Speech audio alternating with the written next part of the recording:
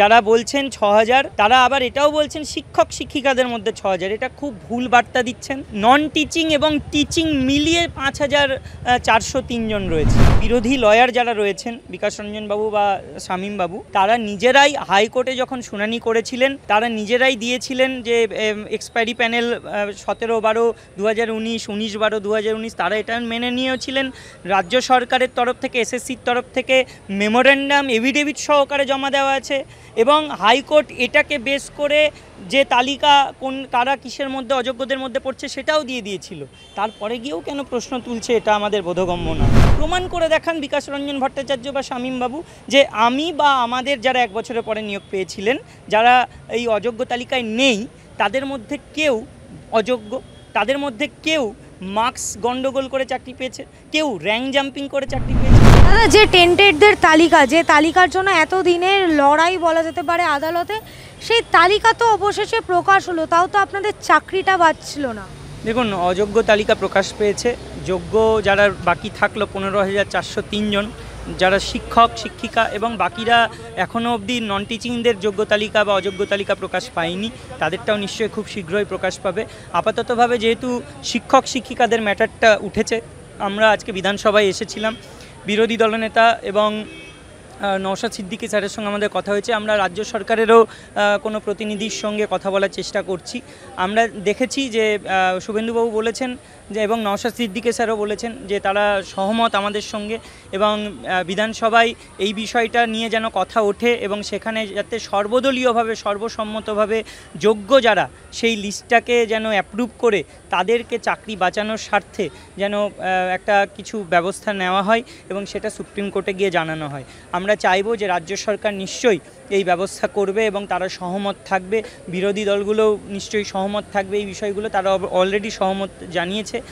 তো সেই জায়গায় গিয়ে আমরা আশাবাদী থাকব যে আগামী 2 দিনের মধ্যে রাজ্য প্রশাসন, রাজ্য সরকার এবং বিরোধীরা সকলে মিলে একটা দৃষ্টান্ত স্থাপনকারী কোনো ডিসিশন নেবে এবং যেখানে গিয়ে সামাজিক স্বার্থে এবং শিক্ষার স্বার্থে যোগ্যদেরকে পুনর্বহাল করার কোনো প্রচেষ্টা নিশ্চয়ই করবে।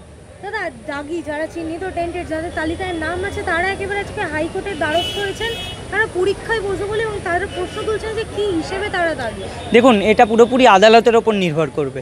আমরা কাউকে দাগি বলিনি বা আমরা কখনো বলবো না যে এ টেন্টেড বা ও টেন্টেড। যেটা সিবিআই লিস্ট দিয়েছে, যেটা এসএসসি দিয়েছে বা বাক কমিটি দিয়েছে, তার ভিত্তিতেই লিস্ট বার করেছে। এখন যদি কোথাও দেখা যায় এর মধ্যে যারা দাগি বলে চিহ্নিত, তাদের মধ্যেও কেউ যোগ্য যদি থাকে, তাদের মনে হয় তারা লিগালি মুভ করেছে, কোর্ট সেটা নিশ্চয়ই যাচাই করবে।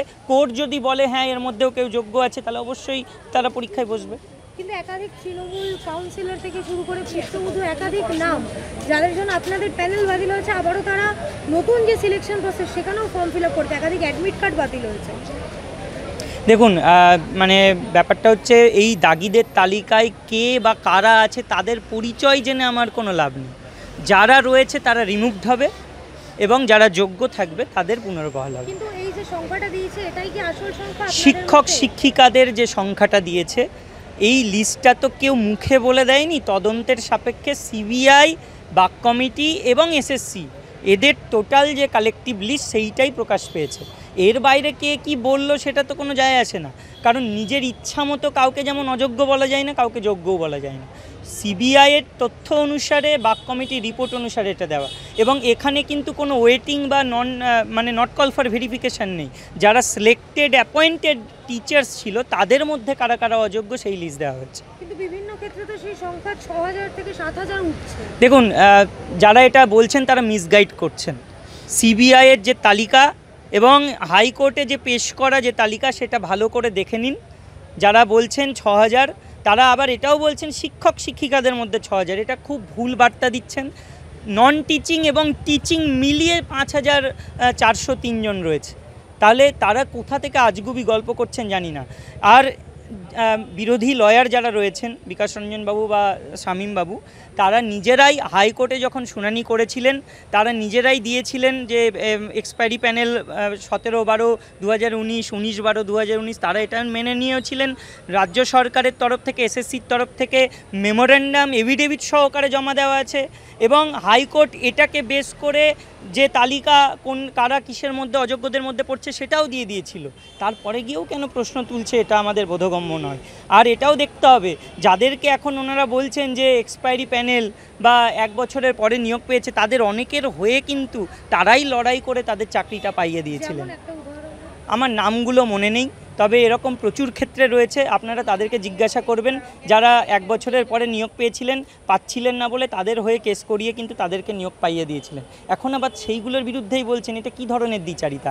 আর একটা বিষয় মাথায় রাখতে হবে, টেন্টেড বা দাগি কাদের বলা যায়, কারা মানে অযোগ্য। অযোগ্য তারাই যারা মানে বেআইনিভাবে চাকরিটা পেয়েছিলেন বা মানিটারি ডিলিংস হতে পারে, অথবা মেরিটে না এসে চাকরিটা পেয়েছিলেন। এবার আমাদের দেখুন তো, যারা 1 বছরের পরে নিয়োগ পেয়েছেন, সেটা কিসের জন্য না কমিশন দেরি করেছিল, তাই নন জয়েনিং সিটগুলো অ্যাড হতে দেরি হয়েছিল, দাড়িভিটের একটা কাণ্ড ঘটেছিল তখন, সেইটার বিষয়ে দেরি হয়েছিল, ইলেকশন ছিল সেটার জন্য দেরি হয়েছিল। তাহলে দেরি হওয়ার জন্য কি কারোর মেধা কমে যায়? দেরিটা তো কমিশন করেছিল। আর যা রিক্রুটমেন্ট 1 বছর পরে হয়েছে সেটা তো অবৈধভাবে বলা যায় না, বা তাদেরকে তো দাগি বলা যায় না। তাহলে কোথাও গিয়ে প্রমাণ করে দেখান বিকাশ রঞ্জন ভট্টাচার্য বা শামীম বাবু যে আমি বা আমাদের যারা 1 বছরের পরে নিয়োগ পেয়েছিলেন, যারা এই অযোগ্য তালিকায় নেই, তাদের মধ্যে কেউ অযোগ্য, তাদের মধ্যে কেউ মার্কস গন্ডগোল করে চাকরি পেয়েছে, কেউ র্যাঙ্ক জাম্পিং করে চাকরি পেয়েছে, কেউ টাকা দিয়ে চাকরি পেয়েছে। এটা কোথাও একটা খুঁজে দেখাতে পারবেন? প্রমাণ করতে হবে না, আপনি প্রমাণ করতে হবে না, আপনি জাস্ট খুঁজে দেখান যে এই তথ্য আপনি দিতে পারেন কি না, তারপরেই এই দাগগুলো লাগাবেন। নাহলে এগুলো অযৌক্তিক কথা বলে কোনো লাভ নেই। দাদা, এই যে তালিকা বেরোলো, এই তালিকা তো আগেও কোর্টের কাছে ছিল, তার মানে তোমাদের কথা অনুসারে তাহলে তারা সেই তালিকা থাকা সত্ত্বেও কেন পুরো প্যানেল ক্যান্সেল করলো? দেখুন, আজকে সুপ্রিম কোর্ট কি রায় দিয়েছে বা কিভাবে বিচার করেছে সেটা তাদের বিচার্য বিষয়। আমরা সুপ্রিম কোর্টের এই রায়ে কোনোভাবেই খুশি নই, কারণ কোর্টের কাছে যখনই আমরা বলেছি, প্রথম দিক থেকে দেখেছি সেগ্রিগেশন সেগ্রিগেশন সেগ্রিগেশন। যখন সেগ্রিগেশন পসিবল হলো তখন আর সেগ্রিগেশনের কথা উঠলো না, তখন বলছেন প্রসেস ভায়োলেশন। প্রসেসের মধ্যে তো সব কিছুই থাকে। কোন জিনিসটা ভায়োলেট হয়েছে? পরীক্ষা পদ্ধতি ভায়োলেট হয়েছে? হয়নি তো। ওএমআরে গন্ডগোল করা হয়েছে, তাহলে যাদের গন্ডগোল প্রুভড হয়েছে তাদের বাদ দিন। যদি সেটা ওএমআরের কোনো ভিত্তি না থাকে তাহলে কিসের গন্ডগোল হয়েছে? মিরর কপিও তো নেই ওএমআরের মিরর ইমেজ নেই।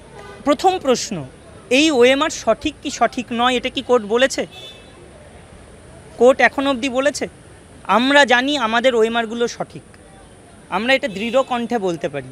কোর্ট কোনো বাক্য এখনও লেখেনি, কিন্তু হ্যাঁ, কোর্ট এই অবজারভেশন রেখেছে যে যারা ওএমআরের মিসম্যাচ তাদের অযোগ্য বলে চিহ্নিত করতে হবে, এরকমভাবে অনেক শুনানিতেই বলেছে। এবং সিবিআই লিস্ট বারবার তুলে ধরেছেন বিগত কয়েকদিনেও, তো সিবিআই লিস্টে অবশ্যই ওএমআর মিসম্যাচরা রয়েছেন, তাহলে স্বভাবতই তাদের অযোগ্য বলে ধরা হয়েছে।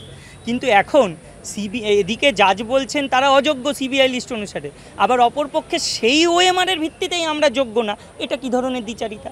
এই বিচারটা কীরকম? এটা তো পুরোপুরি অবিচার আমাদের সাথে। আপনি যদি মনে করেন ওই ওএমআর সঠিক নয়, তাহলে কেউ অযোগ্য নয়, কেউ যোগ্য নয়, সবাই যোগ্য। আবার যদি মনে করেন যে সত্যি সত্যি ওই ওএমআর সঠিক এবং যারা দুর্নীতি হয়েছে বা যাদের ওএমআরে গণ্ডগোল আছে তারা অযোগ্য, তাদের চাকরি থেকে বিতাড়িত করছেনও আপনি, তাহলে সেই ওএমআরের ভিত্তিতে আমরা কেন যোগ্য নই? এটা এখনও অবধি বিচারকই নিজে ঠিক করতে পারেননি। তার কাছে যদি এই প্রশ্ন করায় উনি নো নো নো বলে এড়িয়ে যান। উনি এখনও অবধি এই কথার উত্তর দিতে পারেননি। যদি দিতে পারেন আমরাও বুঝতে পারবো যে হ্যাঁ, কোন বিষয়ে আমরা অযোগ্য বা আমরা কোন বিষয়ে চাকরিটা হারালাম। মানে অযোগ্য এই কারণেই বলছি, কারণ আজকে সমাজের কাছে এই বার্তাই যাচ্ছে যে সমাজ তো বলবে যে কে যোগ্য কে অযোগ্য। যদিও আজকে ক্লিয়ার হয়েছে যখন এসএসসি এই লিস্ট দিয়েছে যে অযোগ্য এরা, বাকিরা যোগ্য, এখন ক্লিয়ার। আবারও সুপ্রিম কোর্টের দ্বারস্থ হবেন এই যোগ্য অযোগ্য, যাতে যোগ্যদের তালিকাটা মানে চাকরিটা বেঁচে যায়? আমরা সুপ্রিম কোর্টের দ্বারস্থ তো অবশ্যই হচ্ছি, কিউরেটিভ পিটিশন করছি। এসএলপি এখনও ডিসমিস হয়নি, এসএলপিগুলো চলছে, সেগুলো বিষয়েও নজর রাখছি। তার মধ্যে আমরা বিধানসভার এই বিষয়টাতে বিশেষ গুরুত্ব দিচ্ছি। দাদা, একেবারেই শেষ প্রশ্ন, এই যে পুরো বিষয় যোগ্যদেরও চাকরি নেই, অযোগ্যদেরও চাকরি নেই, নতুন যে সিলেকশন প্রসেস আমরা ইতিমধ্যে দেখলাম একাধিক অ্যাডমিট কার্ড বাতিল হচ্ছে, কারণ দাগিরা সেই সিলেকশন প্রসেসে ফর্ম ফিল আপ করেছে এবং প্রভিশনাল অ্যাডমিট কার্ডও পেয়ে গেছে, তাহলে সেক্ষেত্রে আরও যে দাগি নেই বা তারা ফর্ম ফিল আপ করেনি এর কোনো গ্যারেন্টি আছে? দেখুন, ফর্ম ফিল আপ ফ্রেশার্স হিসাবে যদি কেউ করে থাকে সেগুলো যাচাই করতে হবে। এমন অনেকে থাকতে পারে যারা 9-10-এ অযোগ্য, তারা 11-12-এ ফর্ম ফিল আপ করেছে। এমন অনেকে থাকতে পারে যারা গ্রুপ সি গ্রুপ ডিতে অযোগ্য, তারা টিচার হিসেবে অ্যাপ্লাই করেছে। তাহলে সেগুলোও তো খুঁজে বার করতে হবে, কারণ অযোগ্য তো এখানে বলা নেই যে কোন দিকে অযোগ্য। অযোগ্য মিন্স অযোগ্য, কারা অযোগ্য সেটা আমরা বলবো না, সেটা কোর্ট বা সিবিআই ঠিক করুক, কিন্তু অযোগ্য যেই হোক সে কিন্তু সর্বক্ষেত্রেই অযোগ্য। এবং কোথাও দেখুন, দুর্নীতি আবার হবে না তার গ্যারেন্টি তো আমরা দিতে পারি না, এটা যারা রিক্রুটমেন্ট অথরিটি তারা সেই গ্যারেন্টি দিক, আমরা সেটাই চাই যাতে দুর্নীতি না হয়, স্বচ্ছভাবে নিয়োগ হয় এবং ভবিষ্যৎ প্রজন্মের কাছে এই বার্তাটা পৌঁছানো দরকার। কিন্তু যেভাবে এগোচ্ছে তাতে আমরা সন্দিহান যে এই নিয়োগ প্রক্রিয়াও আদৌ দুর্নীতি ছাড়া হবে তো, এবং ভবিষ্যতে যদি এই প্যানেলও বাতিল হয় তখন গিয়ে আবার যারা যোগ্যতা নিরিখে চাকরি পাবে তাদের চাকরিও বাতিল হবে।